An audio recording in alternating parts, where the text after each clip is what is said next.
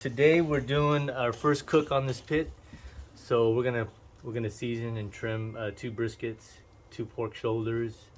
We've got about 15 racks of baby backs, a couple St. Louis pork cut racks, a couple beef back racks, beef short rib, beef tri-tip, a couple whole chickens, portobello caps, everything that I could fit on that pit that I normally would on a catering job. So I would practice this run as if I was doing a catering job.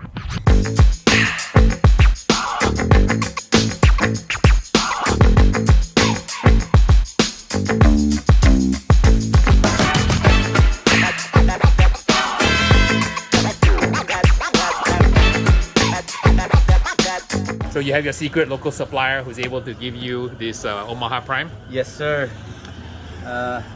And that's, I'll give you the name. It's Francisco's Meat Company. They're out of Anaheim, California, off of the 91 freeway in Kramer. So I'll leave the link in the video and you guys can go check out Francisco. Who do they call? They call Francisco? Is the name of the guy? There's a gentleman by the name of Jose that I deal with. Jose, and Sergio is the actual butcher. And for those of you wondering what that sound of the wheat burner is Kenny's worker here. He's firing up the pit. We're going to do a burn in and we're going to do a first cook and burn in on his amazing new pit by JJ. And you want to talk a little bit about the pit? Yeah, the pit is a reverse flow. It's taken about 6 months to custom build. Finally drop shipped it through a freight company. And my contact point over there is Jose. So he's the boss over there. And he built the pit to the specs the way I wanted. So I've been doing this for so long that the pits get really hot and you need some shade out there. So I asked Jose if you could build me something with a roof on it. He said, yeah, no problem. So he gave me a design and it had 4 corner posts. I said, no, we gotta get rid of the 4 corner posts because it gets in the way. So he came up with this design where there's 2 center posts that holds up the weight of the roof. It's just a beautiful design. I do a lot of catering, so I don't have the luxury of stoking a fire for 2-3 hours to get it up to temp to do a whole day's cook. Whereas with the reverse flow, I can get the temp up probably within an hour or so, and then get the meats on, get the cook going, fulfill the contract, and then we're out. How big of a weight? How heavy is it, and what kind of size truck you need to haul it? The weight on this pit here is about 5,000 pounds. So that's pretty heavy compared to my previous pit is only about 2,000 pounds. But my truck can haul it. I'm not worried about that. But as far as the weight, it's 5,000 pounds. So that's probably about the size and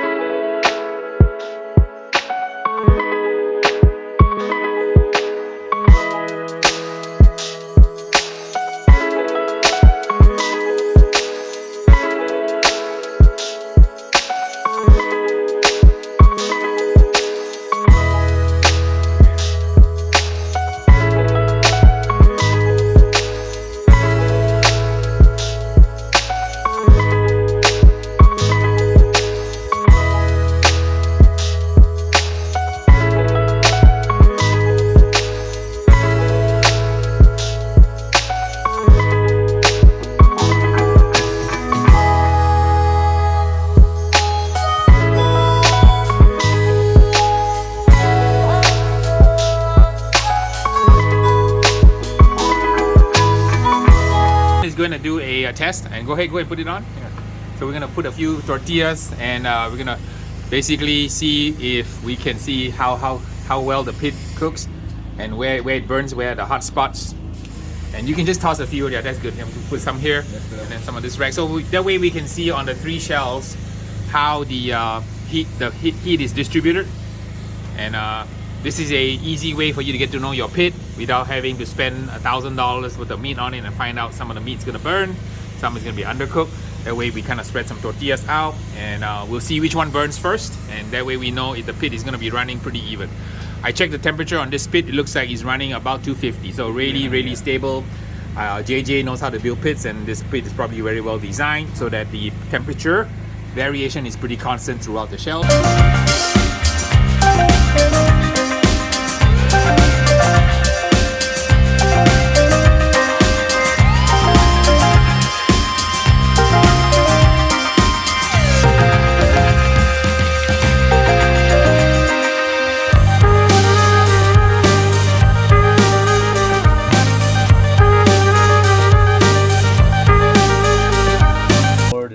Hours. Our pit in the restaurant will pull it off in about 4.5 to 5 hours. My rotisserie pit will bang it out in about 4 hours.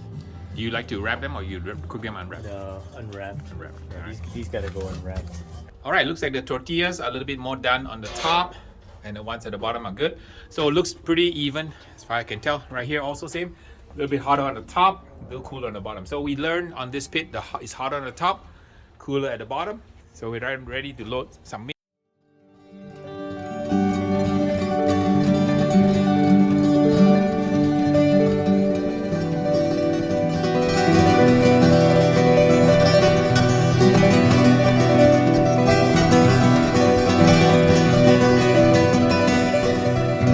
So we can do a rolling method offset here, put a fresh log so they warms up on this side here. So the good, the wood is dry. Okay, good. Okay, excellent day.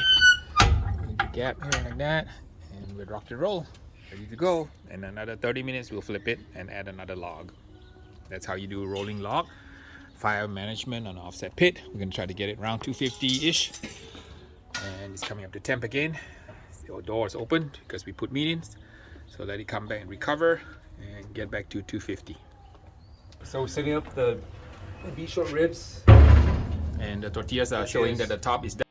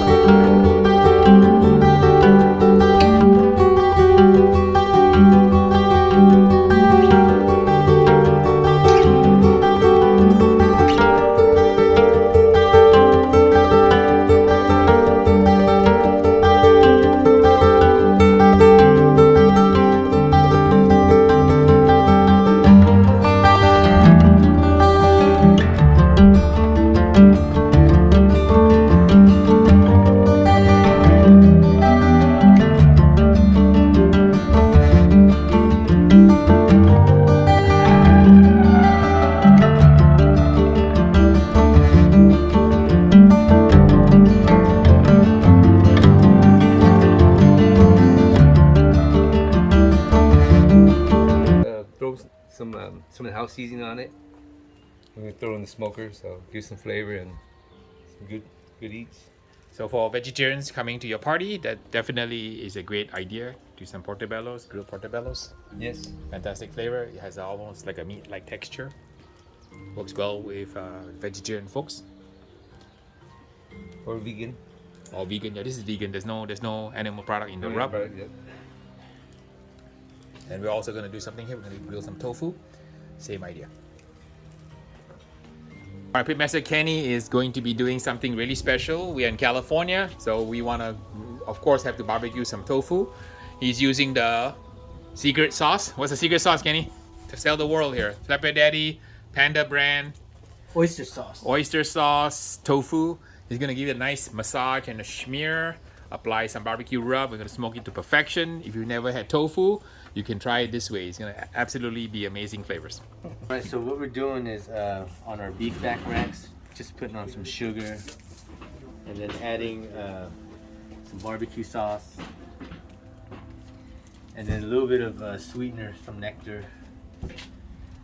For competitions I add other stuff, but for the sake of what we're doing today and for some content, some basic foundation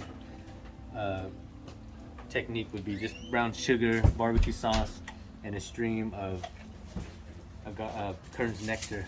So when you wrap this, I like to wrap the bone facing away from my waist, because if that thing punctures and pokes through the pouch, you got to start over. And on top of that, you notice the meat side is down. So I like my liquids on top, and then it'll permeate down through the rack of ribs. So I crimp both sides, both ends, and then I curl a little bit on top of the sharp end of the bone, and then I curl it over. So that way, just in case if it punctures, I've got something to back me up, and then it's not gonna bleed out all the steam that I need to tenderize the rack. We got beans, potato, tofu, hot links, short ribs, pork, chicken, portobello mushrooms. All good. All right, look at a beautiful plate here. There you go. Wow, nice. Very nice. I'm Steve Mason, and I'm telling you, not places you could brag about insane good tofu. Barbecue tofu. Who brags about that? I am. This stuff is amazing. These ribs, unbelievable. Fried barbecue tofu, oh my God. Tri-tip is very moist. That's fantastic. Not your first day, I love it. Great day to be a neighbor. Have a nice day. I'm gonna go feed my wife. I'm not a tofu guy, but I'm gonna give this a shot here. That's pretty solid. Tell the world Wow, what that's it tastes pretty like. good. Little smoke to it. Doesn't taste. Well, my tofu takes on the taste of whatever it is, but that's really good barbecue. My name is Kenny Tran. I own the Smoking Ribs Barbecue Restaurant. We also own a catering business. I'd like to thank everybody for coming by today and trying out our food on the new cook. It's been fun all day cooking with Mr. Soo, so I hope you guys enjoyed it. Cooking on our pit the first time today, I've learned how to start the pit in terms of large logs versus small splits. That affects the coal beds and the draft in the pit. The reverse flow, so adding too much, it's gonna choke and the temperature doesn't rise. So it has to be just right so that it can draft through underneath the baffle and then out through the smokestack up top. Other than that, it's just a learning process. Another couple runs and the pit will be seasoned. Right now it's still in the process of acclimating with all of the parts inside of the pit. So we're looking forward to doing more cooks on it, and we'll see where it goes from there. My second cook, I will start my coal bed with smaller logs, splits of wood. The large logs just doesn't light up too well. So once we get that coal bed, then I'll drop the seasoned logs on top. The biggest tip I can give you if you're running on an offset for the first time is to start early, because you don't know how long that first run is going to take. So get your coal bed going and then get your meats on as soon as you can, and then start gauging your temperatures and your hot zones and cold spots. Mr. Beans, you want to try Pitmaster Kenny's food? Got you some ribs here, and you want to check it out. Beans is enjoying Pitmaster Kenny's food. Oh, he wolfed it down, so thumbs up for Mr. Beans. Hey, thanks for stopping by, checking out my video. Please like, subscribe, and share. And if you guys like behind the scenes content, some Zoom sessions and one-on-ones with me, please go ahead and check out my Patreon page. Thank you so much.